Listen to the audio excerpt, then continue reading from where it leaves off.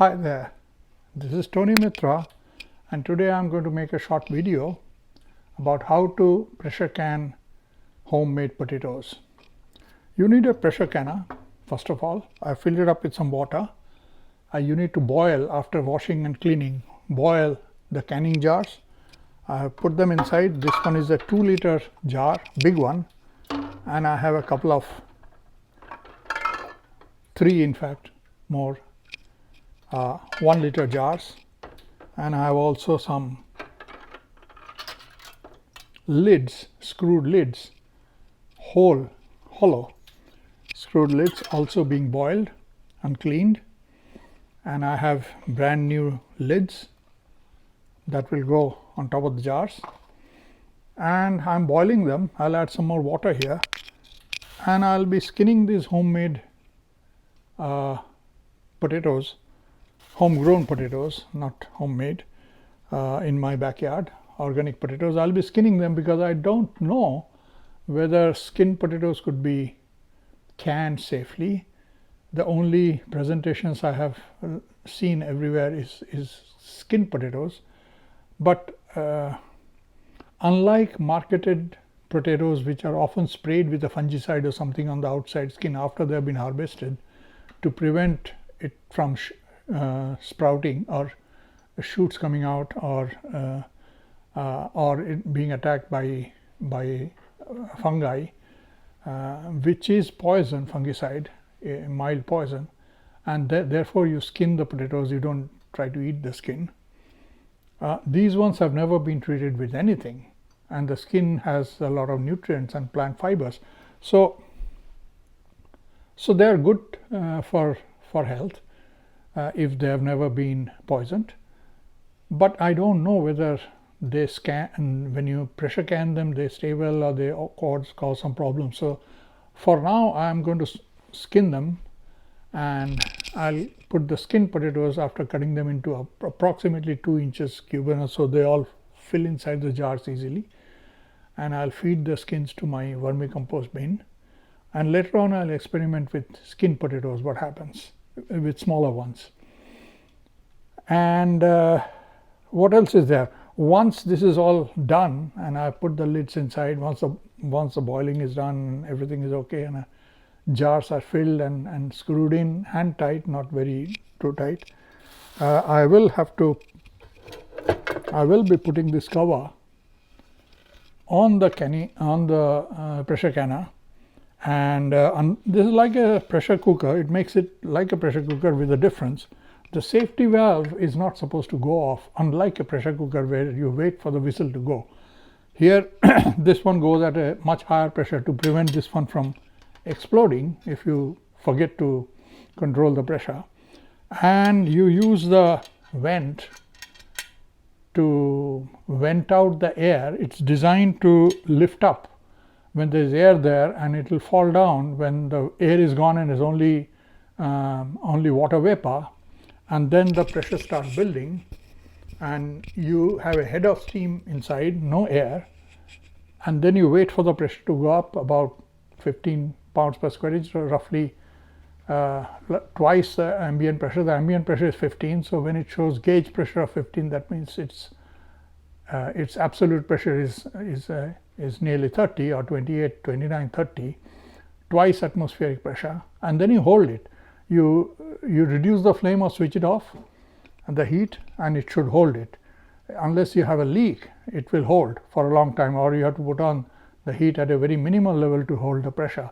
If you have a steam leak, you should take care of it immediately, or you should change the gasket, because continuous steam leak will cut the metal.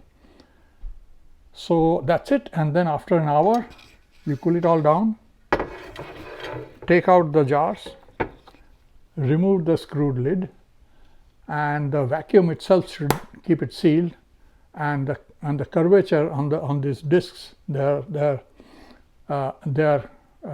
convex, but under vacuum they'll become concave, and even you can hear them popping as they go concave, as they pop down, and that's it. Once that is there, that means the seal is vacuum tight, and you can put them outside in your shelf in your garage or somewhere, and it's good for several years. and you open them and you cook them as and when you need them. This is when you have more potatoes than you can eat in a few days. In this growing season, you grow this much potatoes and you eat them for the rest of the year. So this is one way, and I'm going to do some of that. This is the first time I'm doing pressure canning of potatoes, homegrown organic potatoes, and I wanted to film it. So this is the first stage. Let's see how it goes. And all right, now now what you do is start canning the potatoes like that.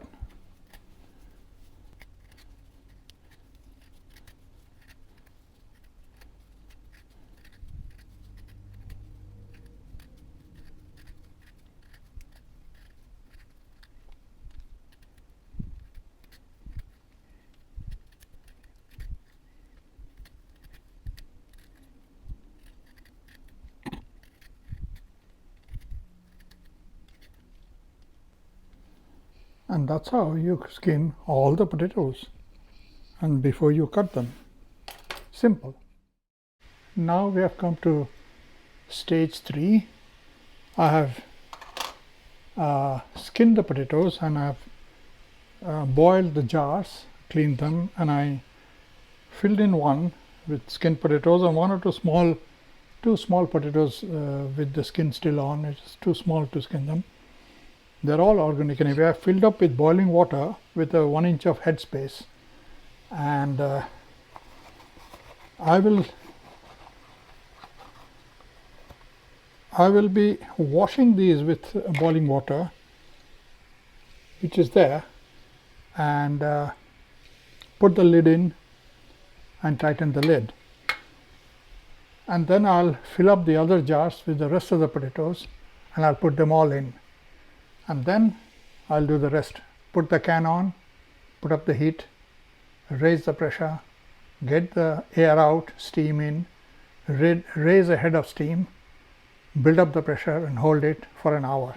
So this is stage 3, you can say. And we go on to the next one. Hi there. So this is the next part where I filled up the potatoes in all 4 jars. This is a big one and 3 1-liter ones. I washed the lids, fresh lids, not used before, and I've cleaned the rim surfaces. You don't want any dirt here because then it will lose the vacuum seal. And you put the lids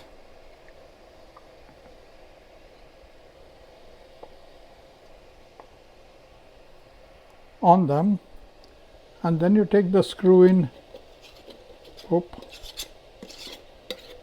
and just hand tight. Don't go berserk tightening it too much. What happens is, as it heats up, it expands, and because it's not completely tight, it will ease out all the air. That there is a 1 inch headspace. I have filled them with boiling water with 1 inch headspace, airspace. That will come out as it expands, as everything inside expands, and as it cools down, air won't get in because the seal will press it, and as vacuum builds up, as it cools down more and contracts, the seal will press tight and it will go from convex now to concave. And then the screwed in lids can be, screwed in covers can be removed, and the lids will just stay by vacuum themselves, and then they can be kept outside of a fridge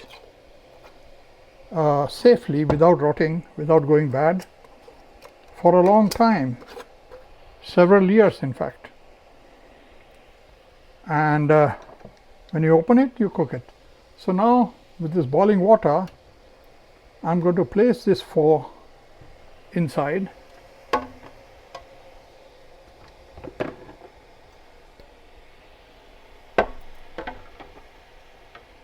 This is a 23 liter, 23 quart pressure canner, big one of the biggest ones, and it can take actually more jars. Now there is only 4. I could put another 2-3, but For experiment, that's good enough. I'm going to add some more boiling water, bring the levels up a little bit more than it is now, and that's it. I'll put the lid in, I'll put the cover in, and we'll raise the pressure then. So this part is now over. Wait for the next part.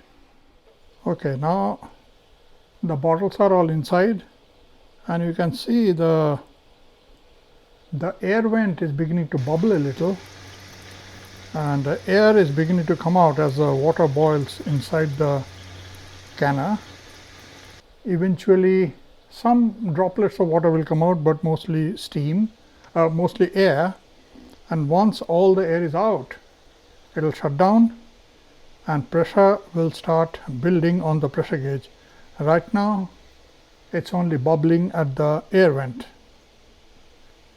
We wait till the pressure starts rising. And here you can see the steam trap has completely dried out and there is nothing coming out there. Shut that line completely, shut the valve, nothing is coming out, and the pressure has started rising, and it's just about 5 pounds per square inch. It's about 1/3 of atmosphere above the atmosphere. That means it's by, in other words, you can say it's now 1.3 times atmospheric pressure absolute. By the time it reaches here, it will be 2 times atmospheric pressure. Somewhere between 10 and 15 is where we should hold the pressure for about an hour, and it's coming closer to that. Once this thing has stopped venting, pressure will rise as long as the heat is on, and the heat is on. This is where we put the heat on minimum or even off and just hold the pressure somewhere here for 1 hour, and we let the timer on, which I did, and I have 48 minutes more to go. 48 minutes holding the pressure here. And now when the pressure has finally come to zero after having been pressurized for an hour, we remove the safety valve and we wait till it cools down.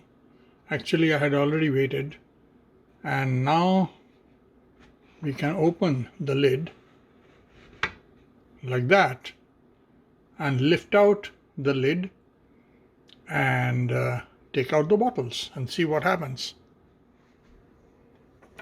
So there are the 4 bottles with the potatoes in it. The biggest one is this guy. It's already vacuum sealed, and you can still see the water is still boiling inside. Air has been escaped, and you can see that it has already gone concave, which means that it's already vacuum sealed. How about the rest? Pretty much the same.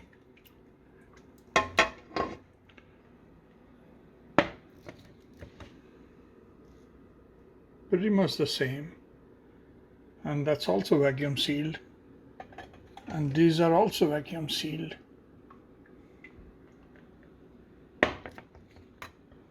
So as far as I can see,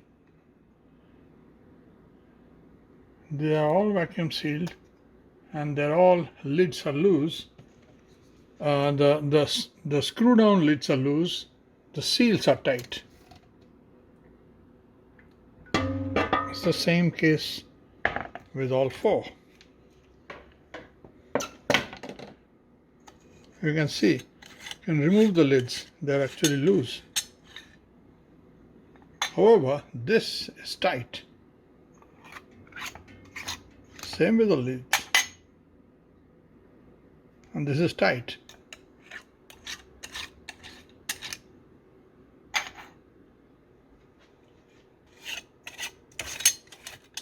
They're already sealed. So we shall see tomorrow how they are. We just let them cool right now. And that's about it. The 4 jars are now ready to be shelved in my garage shelves outside of a fridge for long-term storage.